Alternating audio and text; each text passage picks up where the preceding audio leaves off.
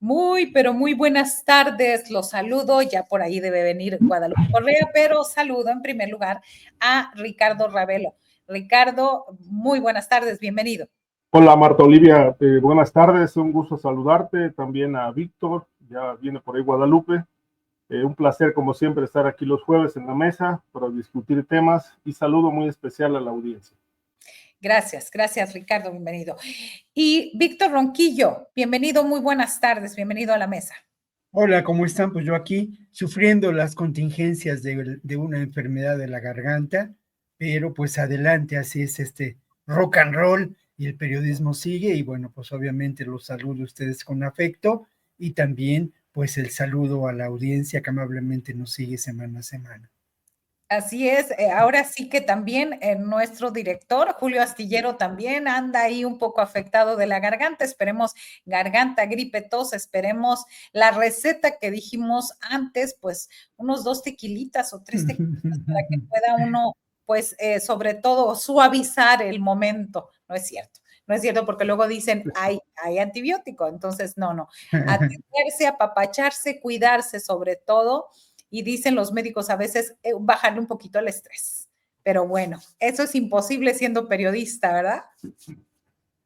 Difícil, y bueno, yo creo que es complicado, pero bueno, un tequila yo creo que sí, con un té inyectado puede ser una buena fórmula para los bronquios.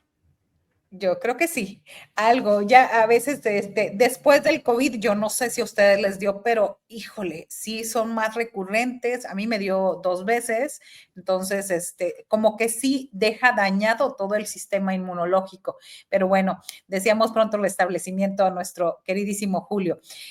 Y comenzamos con los temas, pero hay es importante destacar uno que el de que Estados Unidos aumentó la vigilancia contra los cárteles sin autorización de México. Esto lo dice el Comando Norte durante una audiencia ante el Comité de Servicios Armados del Senado estadounidense.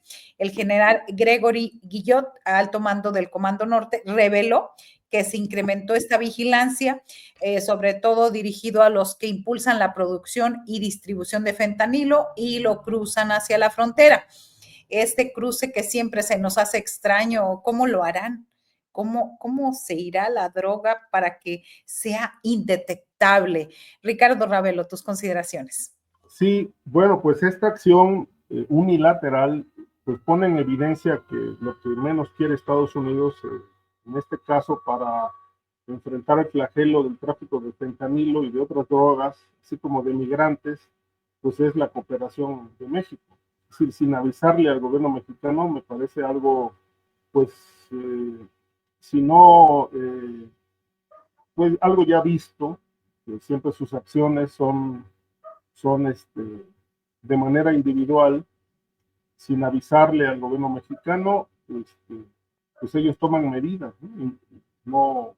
No pongo en tela de duda que incluso entren al territorio, hagan investigaciones, sin avisar. De tal manera que pues esto ya generó una polémica fuerte y obviamente roces, sin duda, en la relación bilateral. Escuché a la presidenta decir que, sobre todo al nuevo jefe de la DEA, de que no habrá subordinación, sino que ella ha insistido, ha subrayado en que debe haber una cooperación entre ambos países. Pero bueno, esto de los llamados narcovuelos, perdón, los vuelos de espionaje al territorio, pues sí, es muy grave, ¿no? Que se esté invadiendo el espacio aéreo mexicano sin autorización de las autoridades. Y lo que me llama la atención es que el general Treviño, secretario de la Defensa, pues diga que el espacio aéreo no se ha violado. Es decir, están cuidando muchísimo este discurso de que la soberanía mexicana no sea violada cuando ha ocurrido todo lo contrario y sigue ocurriendo. Y ya lo dijo el jefe el jefe militar del Comando Norte, perdón, que, que están llevando a cabo estos vuelos pues que no es otra cosa más que una tarea de espionaje contra los grupos que ellos consideran que están traficando con drogas hacia ese país. Sin embargo, no hablan de qué trabajo de espionaje están haciendo en su territorio para detectar las redes de brokers que hacen posible la llegada de estas sustancias químicas a los millones de consumidores que tienen en Estados Unidos. Tampoco dan cuenta de las investigaciones por lavado de dinero en Estados Unidos, que son protegidas, lo sabemos, no de ahora, de hace muchos años, y para ellos, sin duda, pues el enemigo está fuera de su territorio, dentro de su territorio, pues todo se cobija con impunidad, con complicidades. Creo que esto va a generar muchísima tensión en los próximos días, semanas, meses. Quizás sea un tema de largo plazo, el que pueda llegar a un punto de entendimiento esta relación para enfrentar a los grupos criminales, es decir, pues como que ya se están pasando, ¿no? Es decir, ya meterse al territorio sin avisar, cuando la ley de seguridad nacional se había reformado el sexenio pasado, pues se establecía que las agencias internacionales debían rendir un informe a las autoridades mexicanas sobre sus acciones, pero desde mi punto de vista, ¿por qué no se ha dado este buen entendimiento? Pues bueno, lo primero que se me viene a la mente es decir que hay desconfianza, pero pues las desconfianzas son de ambas partes, ¿no? Porque Estados Unidos desconfía de México por el tema de la corrupción y México pues también debe desconfiar por el altísimo nivel de protección que también existe en Estados Unidos a todo este flagelo del tráfico y del lavado de dinero. Gracias, Ricardo. Y justamente, Víctor Ronquillo, voy a leer la información del periódico La Jornada, donde señala esta información. Dice, al ser cuestionado por el senador Roger Wicker sobre el progreso del Comando Norte frente a la crisis del fentanilo que atraviesa Estados Unidos, el general Guillot lanzó esa afirmación al tiempo, es decir, que se habían extendido estas supervisiones y forma de sobre todo esta vigilancia contra los cárteles sin autorización de México. Él le preguntó, dijo, recientemente se permitió extender sus capacidades de inteligencia y vigilancia para hacer frente. Él le preguntó que si se le había pedido permiso a México y él dijo, no, fue por el Departamento de Defensa. El asunto, dice la nota, parece delicado, pues la puesta en marcha de este tipo de operaciones en territorio mexicano puede ser interpretado como una violación a la soberanía nacional. Es decir, hay un reconocimiento que lo están haciendo y también un reconocimiento de que no se pidió autorización a México.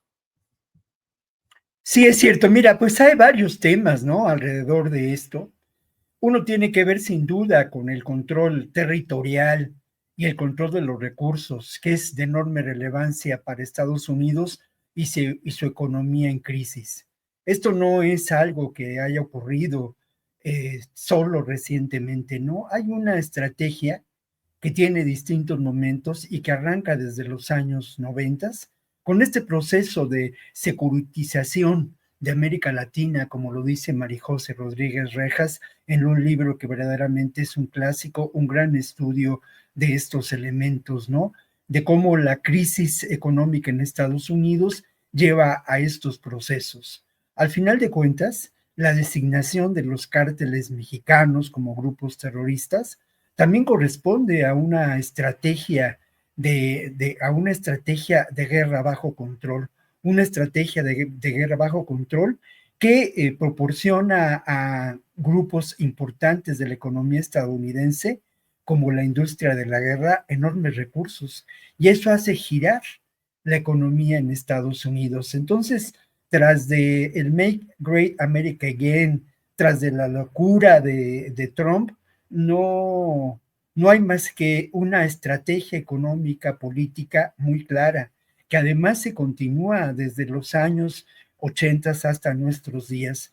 En el primer momento en que se habló de grupos terroristas, pues señalar como grupos terroristas a los grupos de narcotraficantes fue con Barack Obama. No lo hizo Barack Obama, pero se hizo durante su gestión. Y yo quiero llamar la atención, hablando de este sentido que tiene el control territorial, ¿qué grupos, en dónde se instalan? ¿De dónde proceden estos grupos hasta ahora señalados por fuentes tan confiables, entre comillas, tan, digamos, audaces periodísticamente como el New York Times, que al final de cuentas es algo así como un pues recadero, ¿no?, del poder de Estados Unidos, y que nos hace ver qué es el siguiente paso en esta estrategia. Y estos grupos se sitúan en Colombia, otra vez Colombia, que al final de cuentas corresponde a un control territorial importante en el sur de nuestro continente. El Salvador, ¿por qué El Salvador? Pues porque al final de cuentas El Salvador en algunos momentos fue un verdadero portaaviones de la estrategia de control securitario de Estados Unidos, y aún antes de la estrategia de control de los grupos insurgentes de Centroamérica.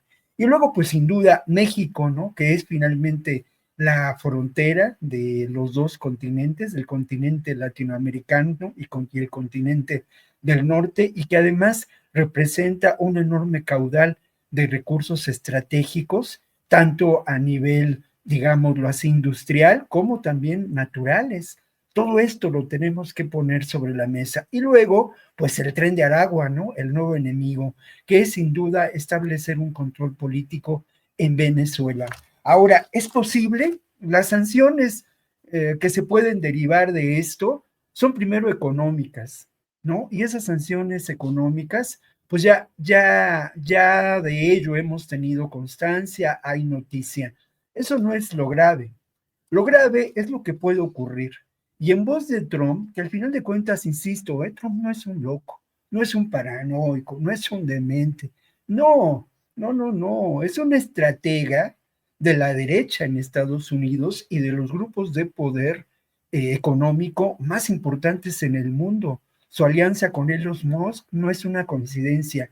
Y Trump, al firmar esta disposición de convertir a los grupos terroristas, a los grupos mexicanos de narcotráfico como grupos terroristas, lo dijo ese 20 de enero, pues es con esa sonrisa que le es propia, ¿no? Dijo, bueno, ¿es posible? Sí, es posible que tropas estadounidenses lleguen a Estados Unidos, sí, es posible, como cosas más raras hemos visto antes, ¿no? Cosas más raras se han visto antes. Yo solamente quiero también dejar sentado una especulación. Al final de cuentas, ¿cuáles son los elementos de un posible complot, de una conspiración que se esté fraguando en Estados Unidos por este grupo de poder político, militar, industrial, para generar una tensión grave política en nuestra frontera, y no solamente llevar a las tropas de Estados Unidos a esa frontera y a su control fronterizo, sino llevar también a tropas mexicanas a esa frontera, estableciendo una realidad terriblemente cruel de verdadera guerra que beneficiaría a esa industria armamentista. Dos datos nada más para cerrar, que son importantes. Mira, el lavado de dinero en Estados Unidos, según datos conservadores del Departamento del Tesoro, en 2023 alcanzó 300,000 millones de dólares, pues un enorme negocio, ¿no? Y luego, por otro lado, la industria armamentista en el 2023, la industria de la guerra, tuvo un incremento de más de 623,000 millones de dólares. Esos son los beneficiarios de la generación del gran negocio del consumo de drogas en Estados Unidos, que por otro lado funciona como un mecanismo de control social muy eficaz desde la década de los años 60. Y en este sentido, Ricardo Ravelo, a ver, ¿qué quieren demostrar con estos vuelos? Digo, ellos tienen satélites para observar, tienen las listas de los que les compran armas en los Estados Unidos, de los cárteles que se surten, de todo esto. ¿Qué significa abiertamente reconocer que están haciendo esos vuelos? ¿Es más efecto mediático o cómo lo consideras? Es presión, ¿no? Es presión mediática, es presión política, no solamente con acciones como estas, sino también con comunicados, ¿no? Pues, este comunicado reciente que emitió la Casa Blanca, donde dice que el gobierno mexicano protege a los grupos criminales. Eso me parece algo muy, muy serio. Si eso realmente está ocurriendo, como dice Estados Unidos, bueno, pues ya estuvieran emprendiendo acciones conjuntas, tanto el Departamento de Justicia, la Fiscalía General de la República, la Sedena, contra toda la red de contubernio que tiene el crimen organizado en México. Algo que no es desconocido, pero yo creo que si se quisiera ir a fondo, por eso yo pongo en tela de duda que esta postura de Estados Unidos sea real, sea seria, sobre todo por el asunto del crimen, porque si realmente estuviéramos ante un escenario de verdadero combate al crimen organizado, bueno, no solamente se trata de señalar a los cárteles como grupos terroristas, porque ahí no termina ni acaba, perdón, ahí no empieza ni acaba el crimen organizado. Tendrían que ir más allá, y ya lo señalaron, hay protección política, bueno, pero hay que señalar quiénes son, dónde están esos protectores políticos, en la presidencia de la República, en los congresos, en la Sedena, la Marina, la Guardia Nacional, son los gobernadores, son los alcaldes. Yo creo que llevar a cabo una tarea de esta envergadura como para exterminar no solamente la parte operativa del crimen organizado o terrorismo, como le llaman, sino todo el andamiaje de protección, bueno, implicaría algo que bueno, no alcanza el sexenio para poder destruir toda esta red que no es solamente mexicana, sino obviamente es una red internacional, sobre todo en el tema del lavado de dinero y en todas estas redes del tráfico de drogas. Me llama mucho la atención que en Colombia no mencionan las 200 organizaciones llamadas los invisibles, que siguen traficando droga sin problemas. Tampoco hablan del cártel de los soles en Venezuela, encabezado por Maduro. ¿Será porque el señor Maduro es pieza clave ahora con el tema energético, con Europa, con Rusia, con toda esta polémica de la escasez de energía?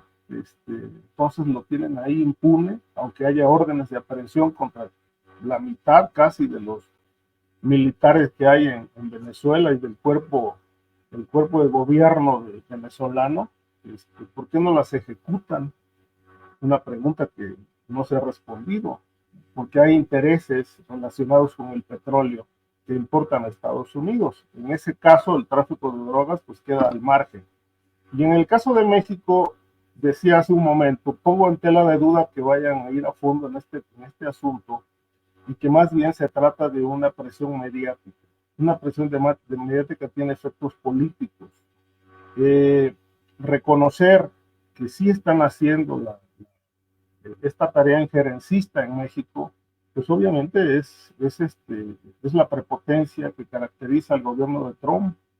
Es decir, nosotros tenemos el poder, nosotros decidimos cómo aplicar la política antidrogas en nuestra región, de tal manera que, bueno, creo que quieren ver a México de rodillas, como históricamente lo han visto y lo han tratado. A mí me parece que está faltando una postura mucho más fuerte del gobierno mexicano frente a esta violación abierta, porque ya lo dijeron, lo reconocieron, no es que están sospechando si ocurre, ya lo acaban de reconocer, que están llevando a cabo estas tareas de espionaje, y obviamente esto es violación de la soberanía. Aunque en el discurso México está siendo muy cuidadoso de no reconocerlo, pero yo creo que, bueno, pues la guerra está declarada, no solamente en comunicados, en señalamientos públicos, sino con acciones. Gracias, Ricardo.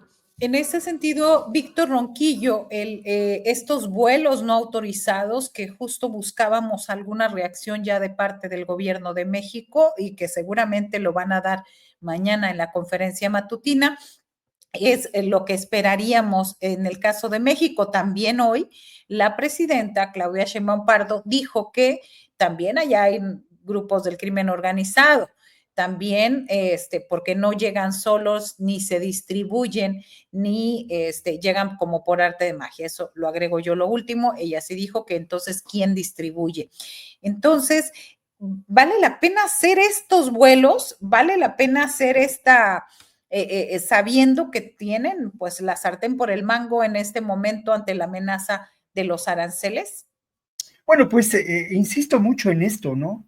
No sabemos qué elementos de conspiración, no sabemos qué piezas están jugando. Tenemos el antecedente de la actuación de la DEA, de la CIA en otros momentos, y sabemos que sus estrategias son muy sofisticadas y que van generando cada vez una mayor tensión política. Pongo un ejemplo muy claro de lo que pasó con México en otro momento, ¿no? El tema otra vez de los aranceles y otra vez de los migrantes, la presión de Trump ante un gobierno de López Obrador que intentó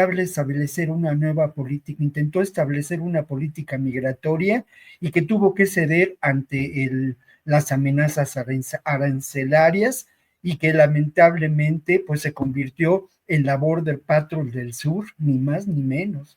Bueno, esto es una realidad que continúa, que continúa hoy en día. Mira, en algún momento yo celebré mucho el que Claudia Sheinbaum hablara de una reingeniería del Instituto Nacional de Migración y que se pensara y se propusiera que este Instituto Nacional de Migración tuviera un carácter distinto para generar estrategias inteligentes de apoyo a la movilidad migratoria. Obviamente de esto no se habla más.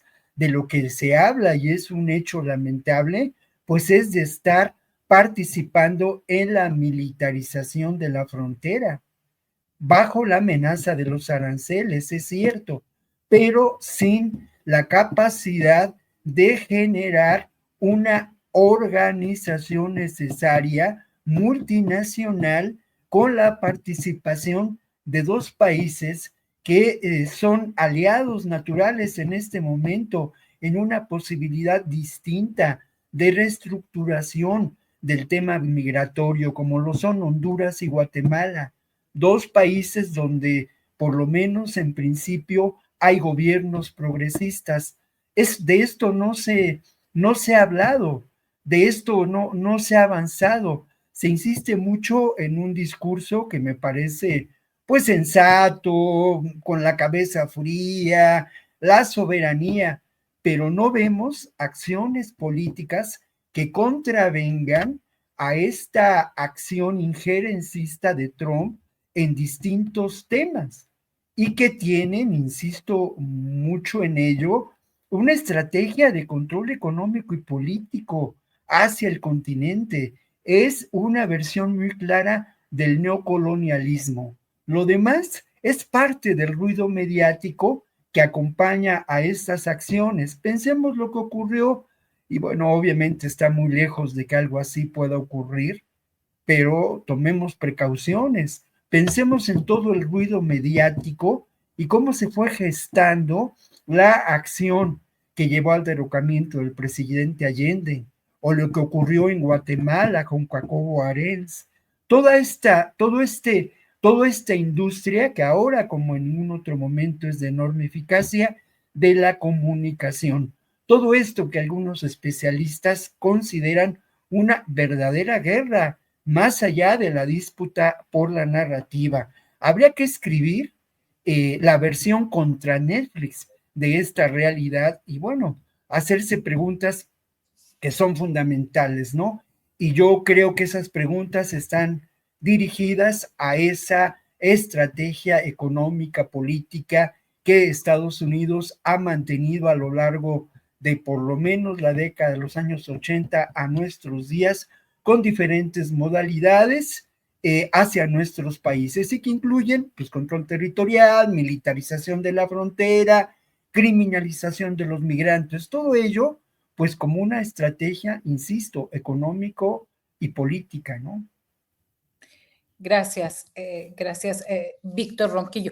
Y precisamente, bueno, ya variando un poquito del tema y nos vamos a temas nacionales, entramos más en concreto o en otro sentido, porque dicen aquí en el chat que de veras que es deprimente, pues es que es deprimente lo que está pasando después de la llegada de Trump, cualquier cosa nos puede deprimir. Ya Patricio Monero hablaba de que hay que tener remedios, un tipo de, para, pues sobre todo, sobrellevar esta tensión nerviosa en la que nos tiene Donald Trump, que por cierto hoy ha anunciado pues ya aranceles recíprocos, dice que con tarifas iguales a los otros que cobran a Estados Unidos las mismas tarifas. Pero bueno, aquí en México, pues hoy la presidenta fue cuestionada acerca de estos personajes tipo, pues como Pedro Aces, como Murat. Pedro Aces que ya salió a decir que su cola, que la gente que roba mucho, pues tiene una cola que no se cierra ni con una puerta y que la tiene de hámster, chiquita. Nos recuerda a la Jean, que nos decía que, pues que él roba, pero poquito. Hoy la presidenta fue a pregunta de Luis Salas, de nuestro equipo de Astillero Informa, pues ella dijo que Morena tiene que hacer una política de alianzas amplias para poder aprobar, por ejemplo, la reforma al Poder Judicial. ¿Cuáles son los costos políticos de tener a personajes como Yunes, como Murat, como Pedro Aces, Ricardo? Bueno, tienen sin duda una repercusión en el discurso de transparencia que ha manejado Morena, en este discurso de cambio. Es decir, no se puede cambiar un país, una política, con personajes del pasado, condicionados por los 70 años de PRI, acostumbrados a hacer, digamos, alarde de inmensas fortunas dudosas, presuntamente amasadas por la corrupción, por el crimen organizado. Aquí, pues yo creo que Morena apuesta por una política pragmática, más que una política de verdadera autolimpieza, porque hacer alianzas con personajes de este perfil o de estos perfiles, a mí me parece que ensucia mucho el proyecto de la Cuarta Transformación, donde por desgracia pues se han colado o han sido incorporados a Morena personajes de trayectorias muy sucias. El caso de los Yunes, ¿no? Con esta reforma judicial, el voto 86 tan cuestionado en el Senado, operado por Augusto López, que pues es señalado de ser el operador de López Obrador en el Senado para la reforma judicial a cambio de impunidad, porque ya los Yunes no son perseguidos, ya les borraron los expedientes, por lo menos en México, los que tenían abiertos por lavado de dinero, corrupción, fraudes, por falsificación de documentos, en el caso de Miguel Ángel Yunes Márquez, el senador actual, para ser candidato a alcalde del puerto de Veracruz. El caso de Pedro Aces, ¿no? Un contratista que se amasó también grandes fortunas durante el periodo de López Obrador, vendiendo el basalto para darle firmeza al terreno en las zonas más porosas donde se construyó el Tren Maya. Yo creo que todo esto sin duda pues mancha bastante el proyecto de la Cuarta Transformación. Y bueno, en palabras de la presidenta, pues queda claro, ¿no? O sea, Morena se ve obligado a hacer alianzas con Dios y con el diablo.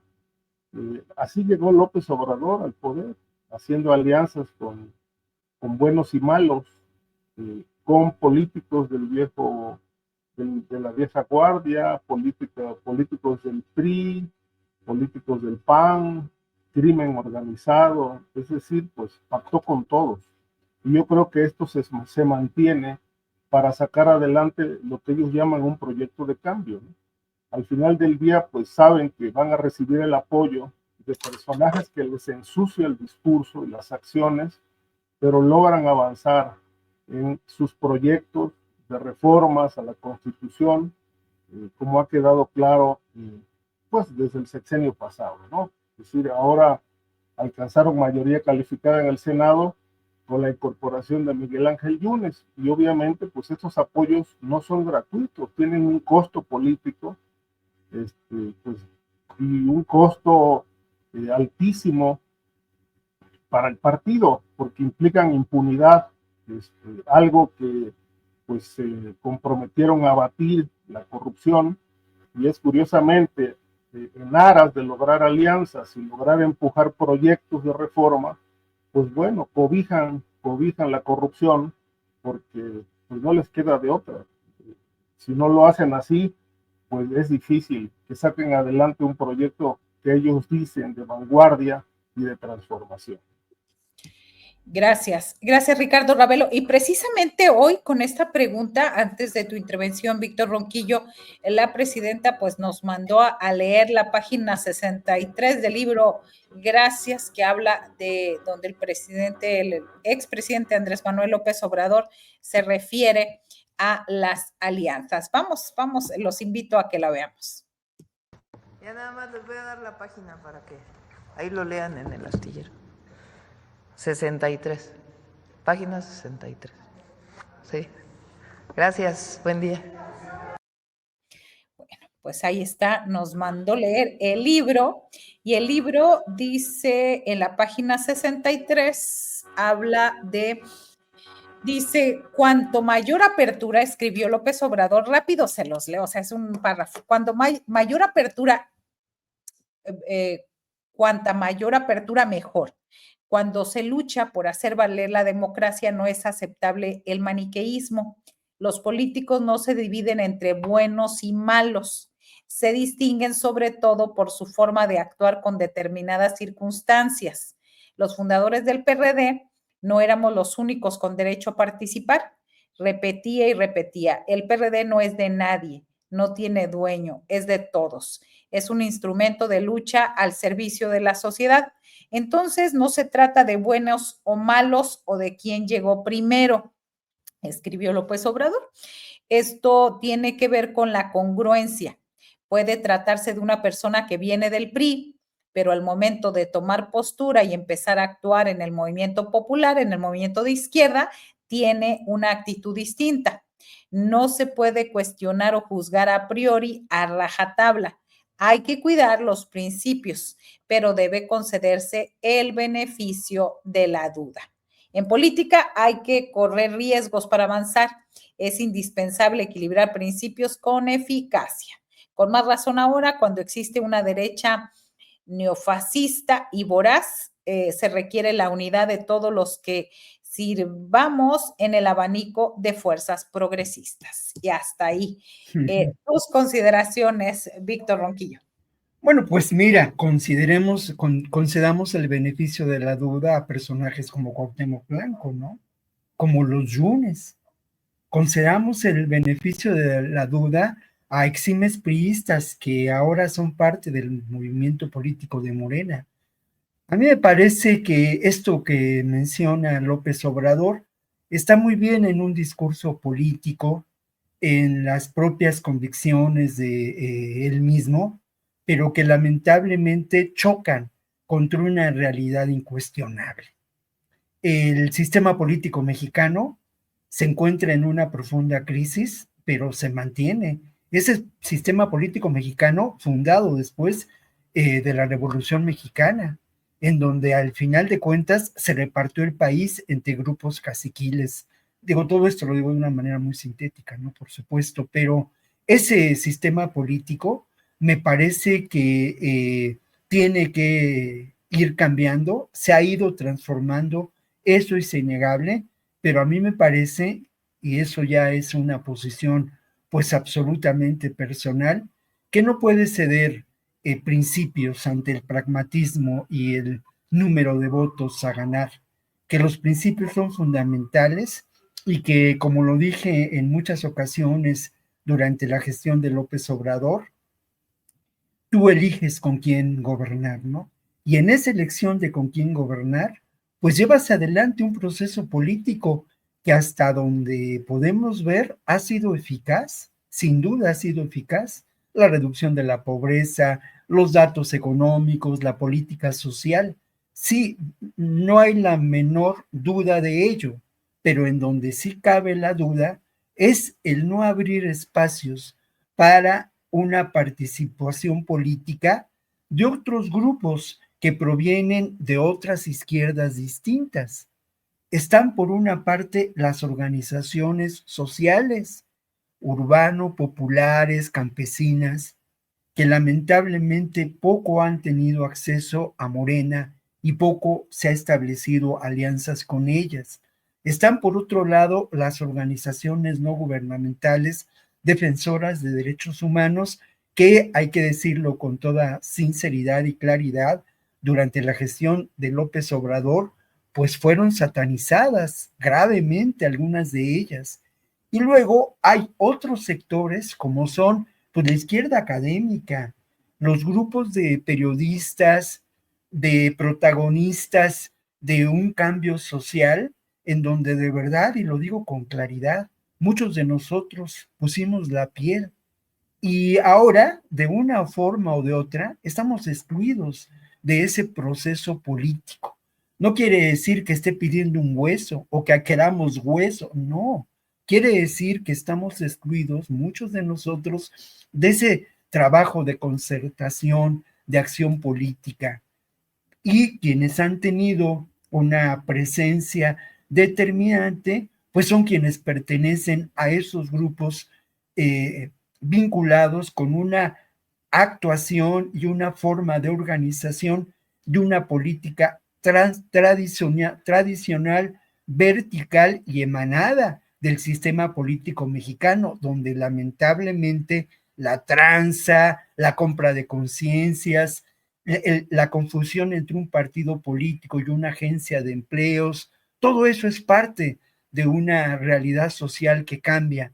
Pero aún así, yo quiero pues subrayar lo siguiente y relacionarlo con todo esto que he mencionado, ¿no? Aún así, el movimiento de Morena es un movimiento social enorme que va más allá de lo que sucede en las cámaras y en el Senado y que tiene en este momento pues un respaldo político a Claudia Sheinbaum del 83%. O sea, esto es históricamente, pues parecería hasta inverosímil, escapa a cualquier cálculo político, pero se da en esta realidad, una realidad que por fortuna pues es una realidad en donde hay contradicciones, en donde hay procesos, en la que pues se requiere día con día por realizar una lectura política, analítica de lo que está pasando y tener una posición, pero también ser flexible ante esta rica realidad social, política y económica en la que vivimos y que tiene que ver mucho también, claro que sí, pues con la presencia del grupo de intereses a que representa Trump y esa beligerante derecha que escala a nivel mundial.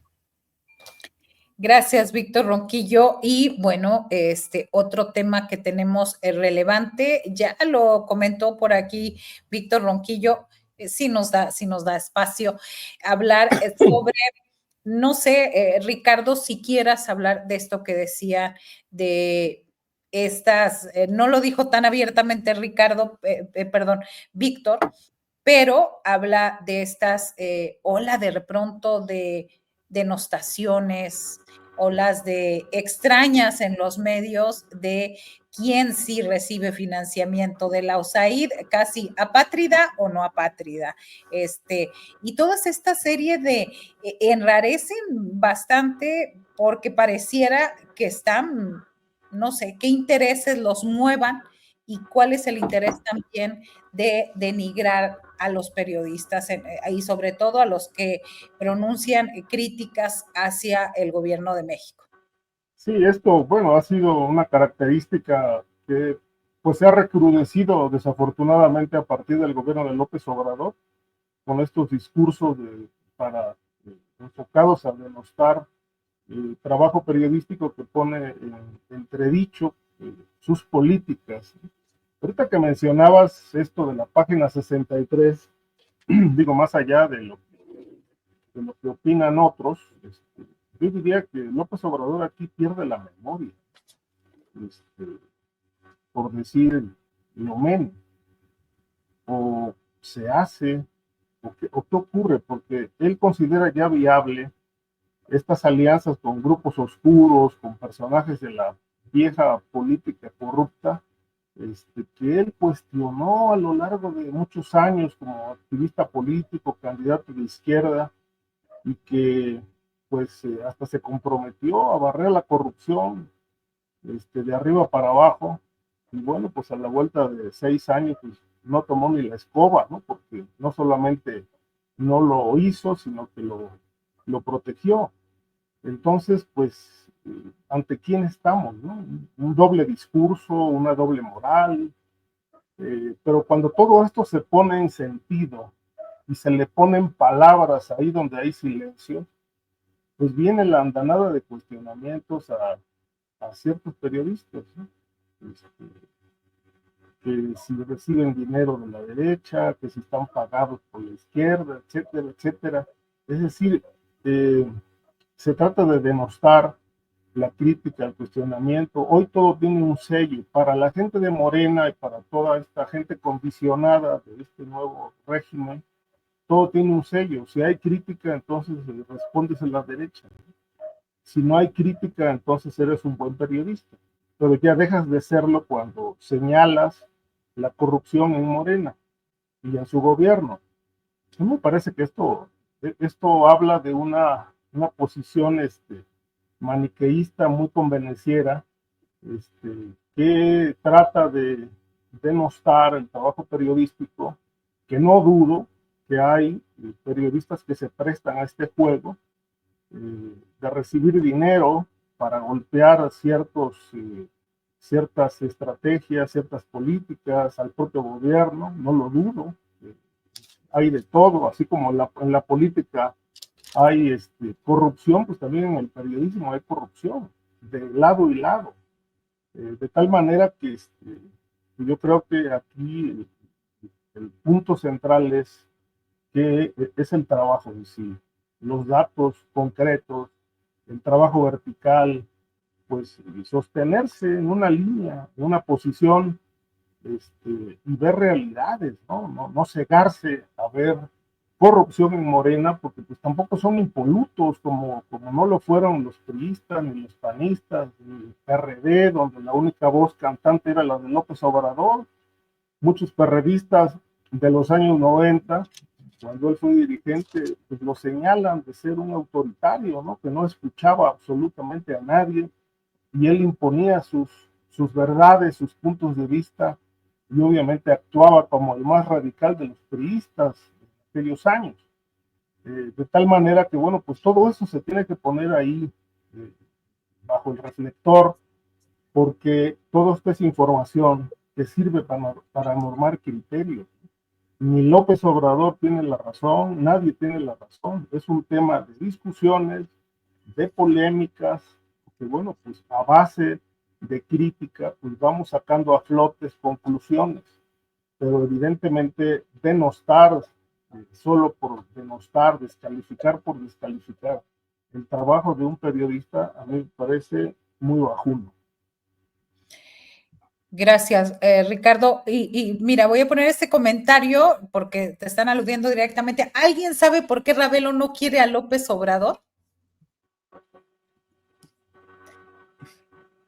Es decir, asumir que tenga uno que estar, ser periodista y hablar loas No hacia se un... trata de querer o no querer.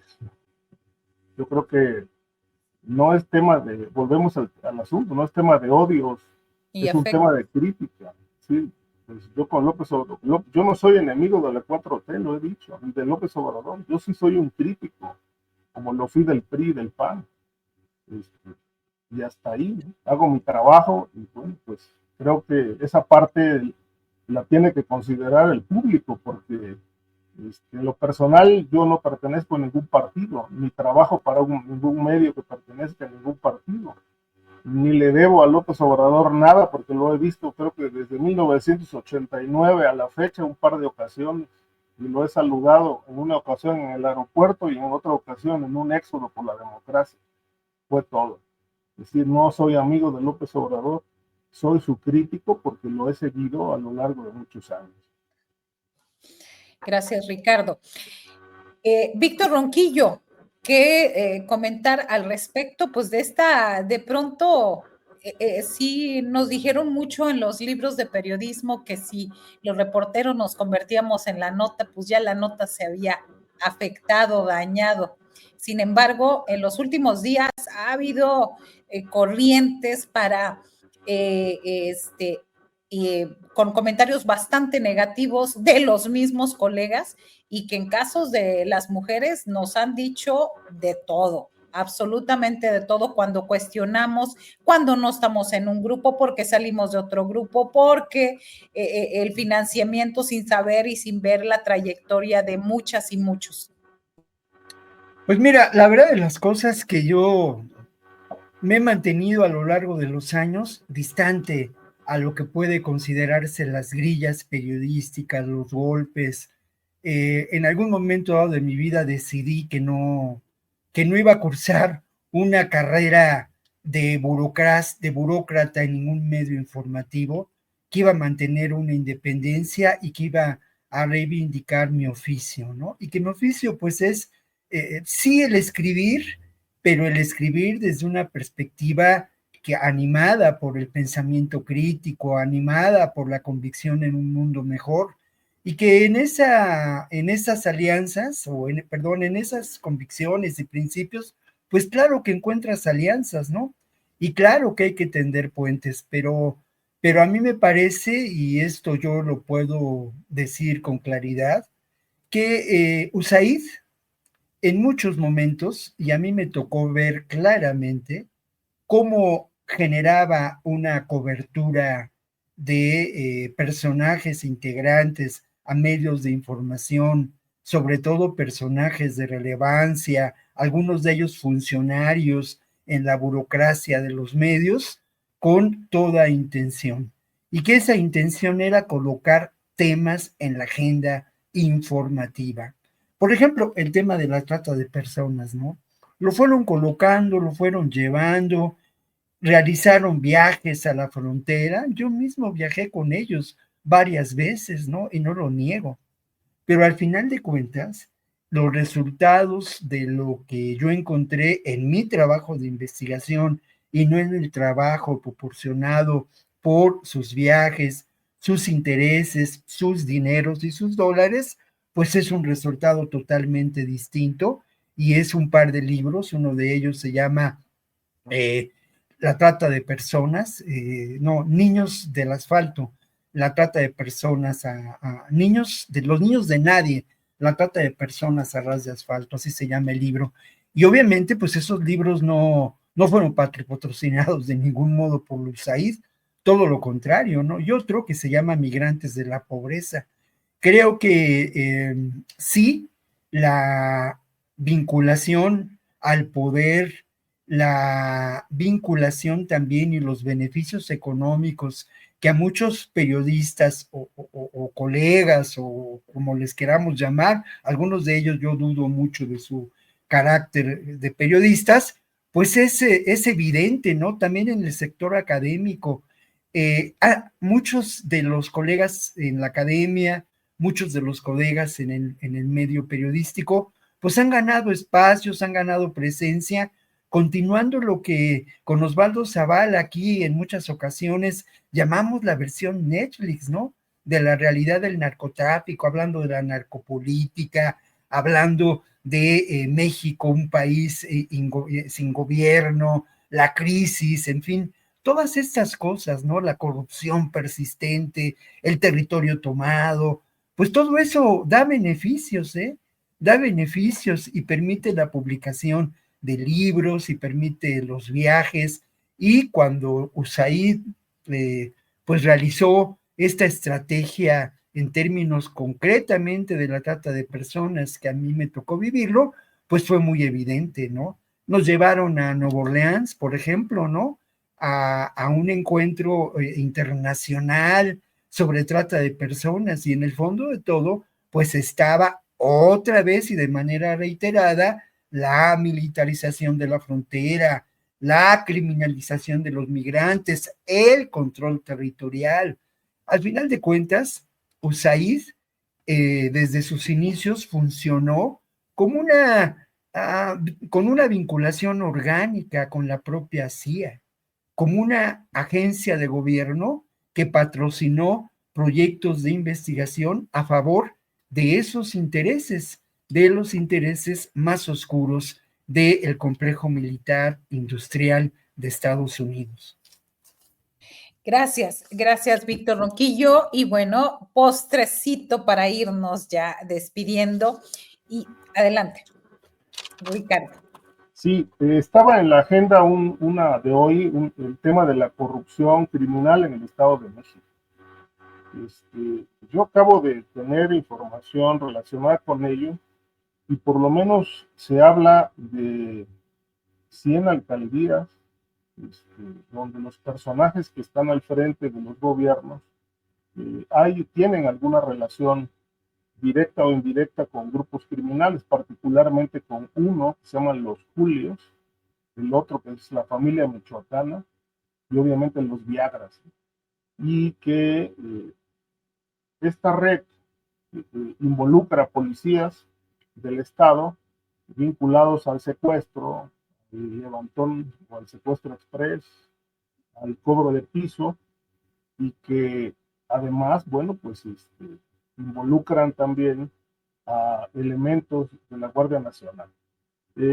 Esta situación evidentemente no se la podemos atribuir al 100% al nuevo gobierno del profesor Delfina Gómez, es decir, es un tema que heredó ella del gobierno de Alfredo del Mazo, pero que desafortunadamente ha prevalecido y se ha mantenido ahí sin ser desmantelada esta amplia red. No obstante que, bueno, como sabemos, ya se está aplicando, aunque de manera muy lenta, la llamada Operación Enjambre para desactivar el contubernio político y el contubernio económico con los grupos criminales. Yo creo que es una situación que debe atenderse no solamente el Estado de México, sino buena parte del país, porque la realidad mexiquense, desde su punto de vista, pues es la realidad de casi todo el país. Gracias, Ricardo Ravelo. Víctor Ronquillo, tu postrecito. Y sí, ahora sí, esperemos que Guadalupe Correa se encuentre bien, pero sí nos destanteó un poco el que no llegara a la mesa. Adelante. Sí, no, yo creo que podemos volver a hablar de lo del Estado de México y podemos hablar también de las particularidades. Es un trabajo detallado, ¿no? Pero las particularidades que presenta lo que podemos considerar la geografía criminal en estos momentos o delincuencial en este país, ¿no? Y aproximarnos a algunas de las características de lo que está pasando en Tabasco, en Sinaloa, en Guerrero, en el Estado de México. Por lo pronto, vale la pena decir que lamentablemente no hay duda de que la corrupción política, la corrupción de las policías en el Estado de México, la corrupción en el Poder Judicial prevalece, y que los resultados de la Operación Enjambre pues son muy magros, ¿no? Muy, muy pobrecitos. Lo que es un hecho y también es triste, pero hay que reconocerlo, más allá de la simpatía que yo puedo tener con Delfina Gómez, profesora también, pues es la presencia en todos los datos sobre delito del Estado de México. A lo largo, como lo decía Ricardo, pues no solamente de este gobierno, es una constante. Si uno mide esa intensidad y esa presencia, la cuestión de la criminalidad en el Estado de México es lo más grave que puede ocurrir en este país por esa intensidad y por esa recurrente presencia, mucho más grave de lo que puede ocurrir en Guanajuato, o en Sinaloa, o en Baja California, que son entidades donde hay un alto número de homicidios, pero el Estado de México está en el top de las entidades con mayor delincuencia siempre. Esto es así. Bueno, y yo no, lamentablemente no voy a cerrar con un postre dulce, porque apenas el martes se dio a conocer un informe de Amnistía Internacional sobre lo que ocurre con la infancia en Haití. Quiero yo destacar que los informes recientes de Amnistía Internacional han cobrado un valor civil, un valor informativo, un valor de enorme relevancia, y que en este caso, ese caos que se vive en Haití, efecto de determinaciones históricos, pero también efecto de un caos institucional, es contemplado desde la perspectiva de la grave violación a los derechos humanos de los niños, de las niñas y también de los niños con una realidad de discapacidad. Este informe, y voy a leer el nombre, ¿por qué me ha pasado a mí lo que me ha pasado? Dice una niña, así es el informe. Se puede encontrar en Amnistía Internacional en la red, y de verdad es un informe que además nos habla de ese escenario apocalíptico y terrible, donde esos poderes oscuros que de alguna manera alientan la presencia de personajes como Trump, como Elon Musk, como Milei, esos poderes oscuros que buscan un control extremo territorial y que buscan la disolución del Estado, no desde la perspectiva del anarquismo, como muchos de nosotros lo soñamos, sino la disolución del Estado para una terrible guerra de los más fuertes contra los más débiles.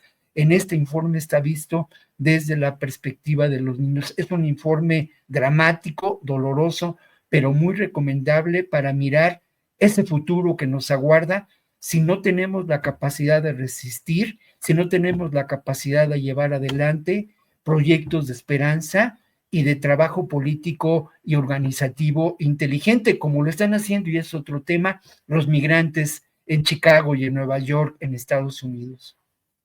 Gracias, Víctor Ronquillo. Yo les agradezco mucho esta colaboración, esta mesa de los jueves, mesa de seguridad. Ricardo Ravelo, muy buenas tardes. Gracias, buenas tardes, Marta Olivia, buenas tardes a la audiencia que nos siguió, buenas tardes para Víctor y buen fin de semana. Gracias. Víctor, hasta la próxima. Hasta la próxima. Me despido con un poquito de tos que me estuve aguantando todo el programa. Gracias, que te